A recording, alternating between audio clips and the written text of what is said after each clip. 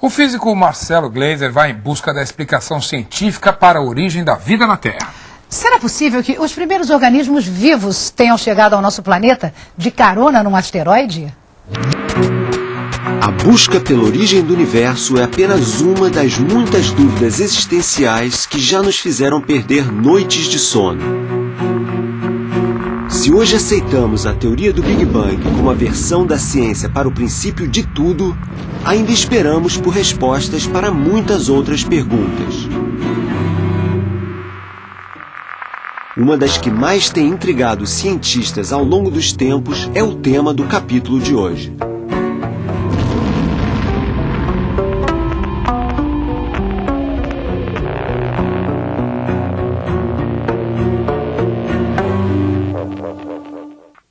Nosso planeta é cheio de vida. É impressionante a variedade de animais no ar, na terra, no mar.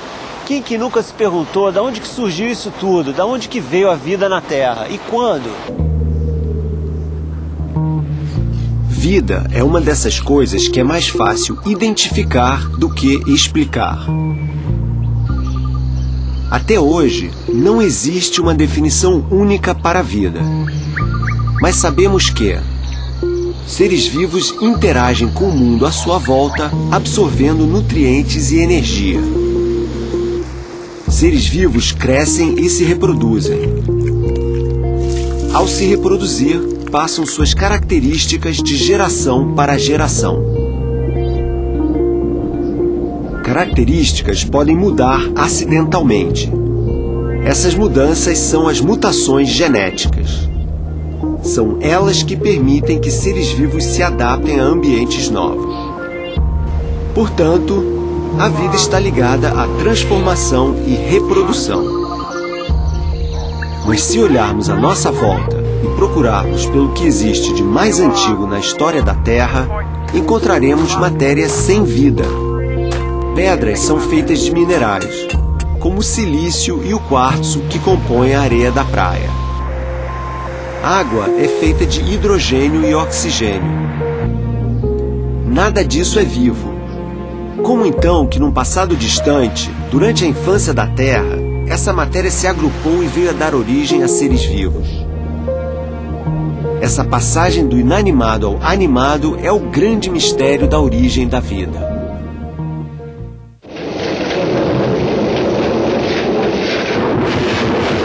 Frankenstein, clássico da literatura tantas vezes adaptado para o cinema, conta a história do médico louco que queria dar vida a um cadáver usando eletricidade. A ciência moderna mostrou que o Dr. Frankenstein não era tão louco assim. Em 1953, um jovem químico americano da Universidade de San Diego, nos Estados Unidos, tentou reproduzir em laboratório as condições iniciais para a vida. Ele juntou compostos químicos que se acreditava existir na Terra primitiva com um ingrediente fundamental: eletricidade. O cientista é Stanley Miller, hoje com 76 anos e muita dificuldade para falar por causa das sequelas de um derrame. E este é o laboratório em que ele entrou para a história da ciência. Pergunto ao Dr. Miller o que ele pôs dentro dos tubos que simulavam a atmosfera primitiva da Terra. Ele me conta que misturou água, hidrogênio, amônia, gás metano e gás carbônico. Era o que existia em abundância nos primórdios do nosso planeta. Apenas matéria inorgânica. Stanley Miller imaginou um mundo primitivo com tempestades elétricas constantes. Por isso, aplicou uma corrente elétrica à sua mistura. O resultado da experiência foi surpreendente.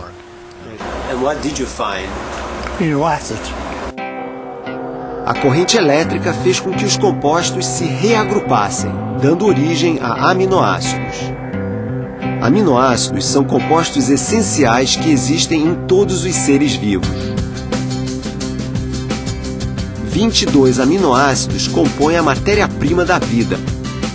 Com essa experiência, Stanley Miller demonstrou que é possível no laboratório formar as moléculas que compõem todos os seres vivos.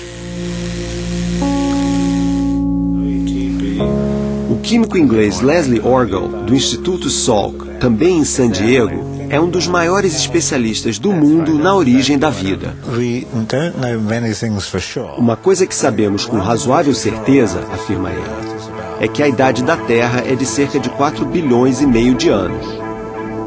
E que as primeiras formas de vida surgiram 1 bilhão de anos depois. Eram organismos primitivos não muito diferentes das bactérias que conhecemos hoje.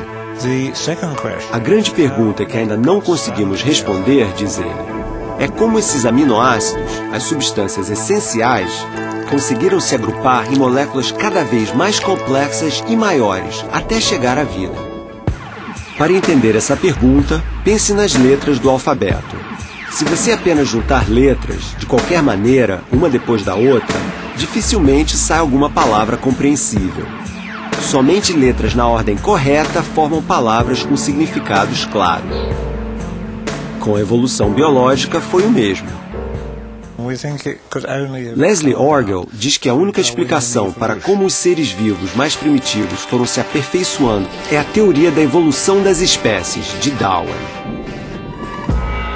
Segundo Charles Darwin, naturalista inglês do século XIX, organismos vivos são capazes de se adaptar ao meio em que vivem e de transmitir essas características aperfeiçoadas a seus descendentes. Mas Leslie Orgel admite que ainda falta uma peça do quebra-cabeças. Para tudo fazer sentido, diz ele, é preciso que moléculas primitivas tenham adquirido, em algum momento, a capacidade de se reproduzir. Ou seja, é preciso que exista vida. E como surgiu essa primeira fagulha de vida é o grande mistério. Um cientista sueco chamado Svante Arrhenius, ganhador do Nobel de Química de 1903, propôs uma teoria audaciosa de que a vida teria chegado na Terra de carona. Segundo ele, micro-organismos primitivos teriam vindo de outros lugares do universo a bordo de asteroides, e aqui na Terra teriam encontrado as condições ideais para se desenvolver. Esse é o conceito de panspermia. A palavra significa vida em todo o cosmos. Na própria Universidade de San Diego, me encontro com o químico Gustav Arrhenius, neto do cientista que propôs a ideia de panspermia. Ele lembra que no começo do século passado, a ciência acreditava que o universo era eterno. Era natural que se pensasse o mesmo da existência da vida. É por isso que o avô dele sugeriu essa ideia de que a vida poderia se propagar pelo universo. Hoje, o neto Gustav Arrhenius aposta numa teoria diferente. Para ele, a vida pode perfeitamente ter surgido no nosso planeta, mas não no mar, como muitos cientistas acreditam, e sim em pequenas poças, nas rochas ou no barro.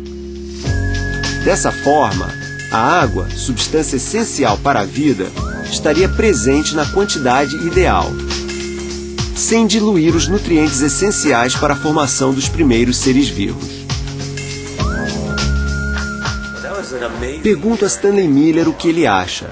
Se a primeira fagulha de vida começou na Terra ou veio de fora, a bordo de meteorito. Tenho certeza de que começou aqui, afirma ele. De qualquer modo, se veio de fora, como é que a vida começou lá fora? Boa pergunta. Estamos cada vez mais próximos de uma resposta sobre a origem da vida. Ou talvez parte dela. Porque talvez ela se esconda em algum canto do universo. Afinal de contas, a Terra não é o único planeta onde a vida pode ter nascido. Mas para descobrir, precisamos explorar o espaço.